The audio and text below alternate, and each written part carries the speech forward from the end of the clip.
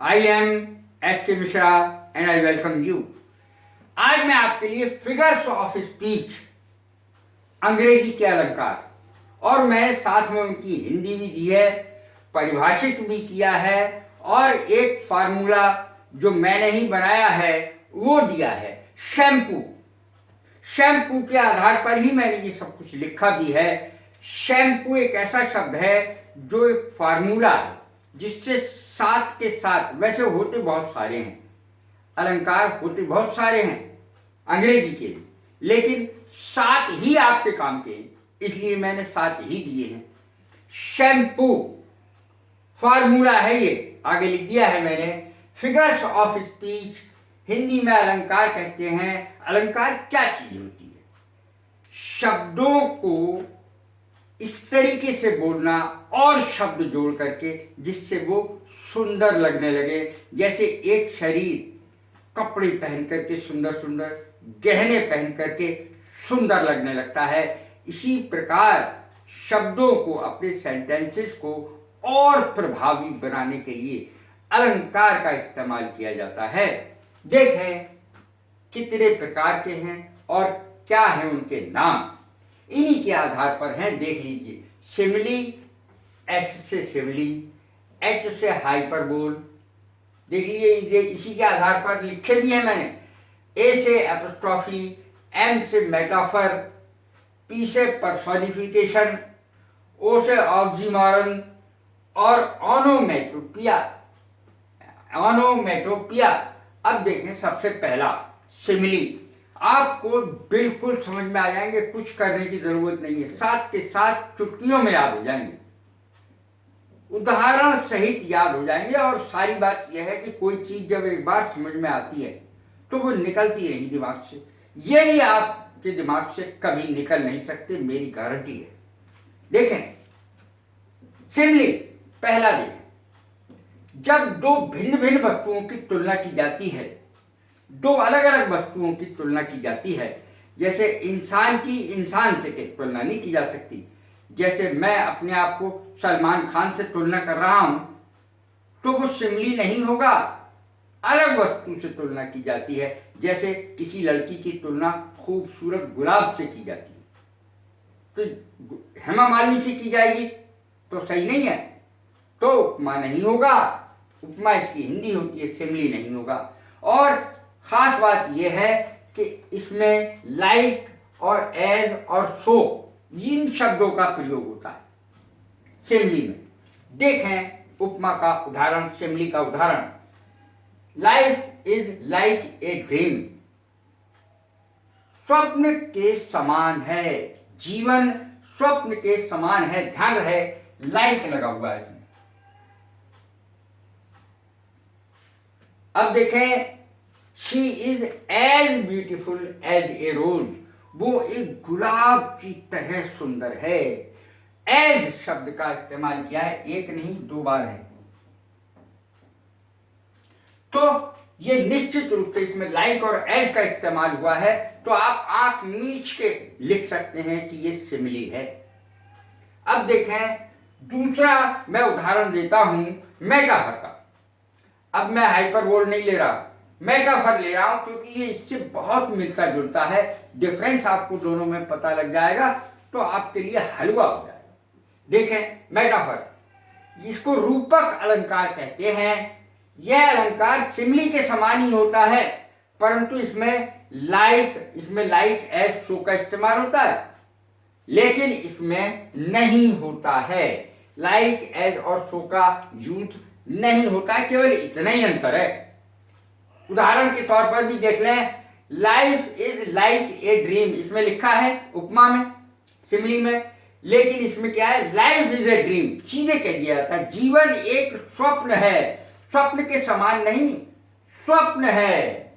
Life is a dream, like और as का इस्तेमाल नहीं होगा इसमें। Life is not a bed of roses, जीवन फूलों की सेज नहीं है, जीवन फूलों की सेज नहीं है। लाइक और एज का इस्तेमाल इसमें नहीं किया गया है। अब देखें दूसरा उदाहरण हाइपरबोल। ये इसलिए बताना जरूरी था सिमिली के साथ मेटाफर, क्योंकि लगभग दोनों एक जैसे होते हैं, जरा सा अंतर होता है। हाइपरबोल, हाइपरबोल जब बात को बहुत बढ़ा चढ़ाकर या घटाकर कहा जाता है, या तो बहुत बढ़ा चढ़ाकर कहा जाएगा या घटाकर कहा जाएगा बहुत, तब भी अतिशयोक्ति है। अतिशयोक्ति का मतलब ये बहुत बढ़ा चढ़ाकर किसी बात को कहना। जब बात को बहुत बढ़ा चढ़ाकर या घटाकर कहा जाता है, जैसे she wept oceans of tears, इतनी रोई कि समंदर बह गई। तो आप सोच सकते हैं भैया समंदर कैसे बह जाएंगे। अब देखें, reverse of blood flowed in the battle, युद्ध में नदियां बह गई, खून की नदियां बह गई युद्ध में। तो ये सब बढ़ा चढ़ाकर बोले गए वाक्य हैं, इसीलिए ये हाइपरबोल में आते हैं। एपोस्ट्रॉफी को तो आपको कुछ करने की जरूरत ही नहीं है। पहली बात मैं आपको बता दूं, सब चीज बताई दे रहा हूं, लेकिन इसकी ऐसी चाबी बता दूंगा कि आप लोग जिंदगी भर कुछ आपको इसमें करने की जरूरत नहीं है। एपोस्ट्रॉफी, ये चिन्ह देख लें आप, ये चिन्ह देख लें, और अगर ये चिन्ह मिलता है आपको, छांटने के लिए आते हैं ये फिगर्स ऑफ स्पीच, तो ये चिन्ह देखते ही आप समझ लें कि एपोस्ट्रॉफी ही है, और कुछ आपको फिर करने की जरूरत ही नहीं है। हालांकि मैंने परिभाषा दी है, उदाहरण दिया है। जब किसी बेजान या निराकार वस्तु को संबोधित किया जाता है, इसकी हिंदी भी यही होती है, संबोधन। और इस चिन्ह को ध्यान से देख लें। O death where is thy sting, ये उसका उदाहरण है। ओ मौत कहां है तेरा डंक। अब देखें, मिल्टन संबोधन है। Milton, thou should be living at this hour, Milton काश तुम इस समय जीवित होते। तो संबोधित किया जा रहा है।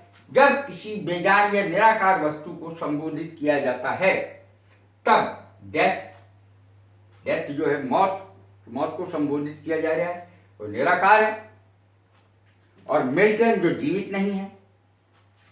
अब देखें, पर्सोनिफिकेशन, मेटाफर में बता चुका हूं। पर्सोनिफिकेशन देखें कितना आसान हो जाएगा आज के बाद आपको। जब बेजान वस्तुओं या निराकार विचारों को जीवित की तरह बोला जाए, उसको ऐसे बोला जाए जैसे वो जीवित है।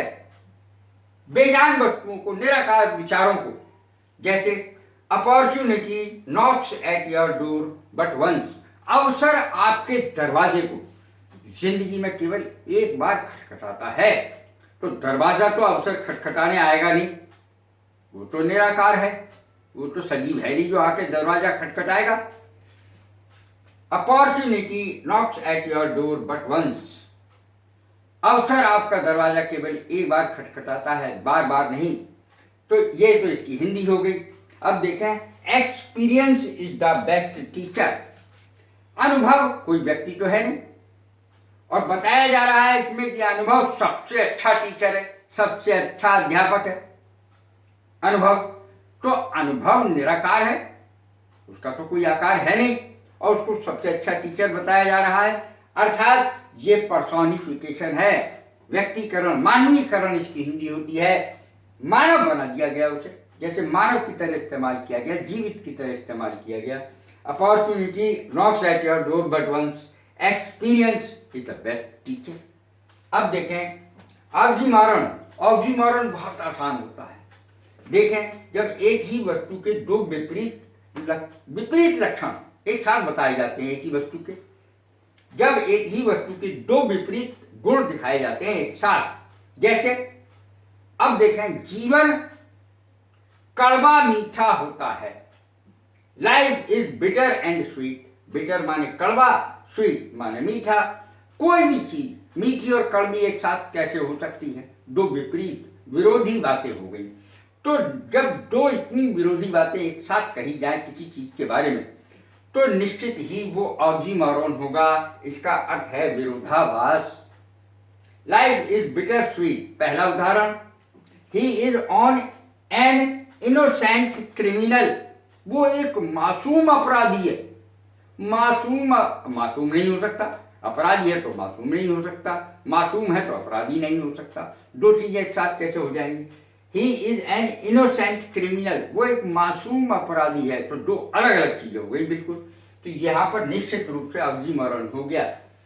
अब ऑनोमैटोपिया, ऑनोमैटोपिया लोग इसके उच्चारण में ही गलती करते हैं। ऑनोमैटोपोइया बोलते हैं इसको, ऑनोमैटोपोइया, ऐसा नहीं है इसका उच्चारण, ऑनोमैटोपिया। और इसकी स्पेलिंग में बहुत लोग गलती करते हैं, तो वो गलती ना करें। देखें, स्पेलिंग देख लें, ONOMATOPOEIA, ऑनोमैटोपिया।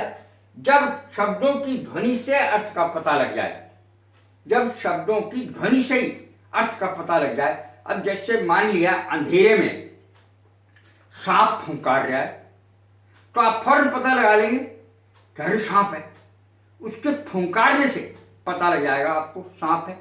तो ध्वनि से ही पता लग जाता है कि कौन है। देखें, जब शब्दों की ध्वनि से ही अर्थ का पता लग जाए, द स्नेक्स आर हिसिंग, सांप फुंकार रहे हैं। अब कोयल दिखे या ना दिखे, पेड़ की पत्तों में छुप जाए, लेकिन आप फौरन पहचान लेते कोयल, कोयल है। कुकूज कू, कोयलें कूकती हैं, तो उसकी आवाज कू कू की ऐसी होती है, फौरन पहचान लोगे। आवाज से ही, ध्वनि मात्र से ही उसको पहचान लिया जाएगा। यही ऑनोमैटोपिया है। और इस सातों को याद करने में आपको जो मैंने पढ़ा दिया है, आप ज्यादा से ज्यादा इसको 2 बार देख लें, और 2 बार के देखने के बाद कभी तीसरे से समझने की जरूरत ही नहीं पड़ेगी। कैसी लगी है मेरी वीडियो? लाइक करें, शेयर करें, सब्सक्राइब करें। God bless you, thank you very much.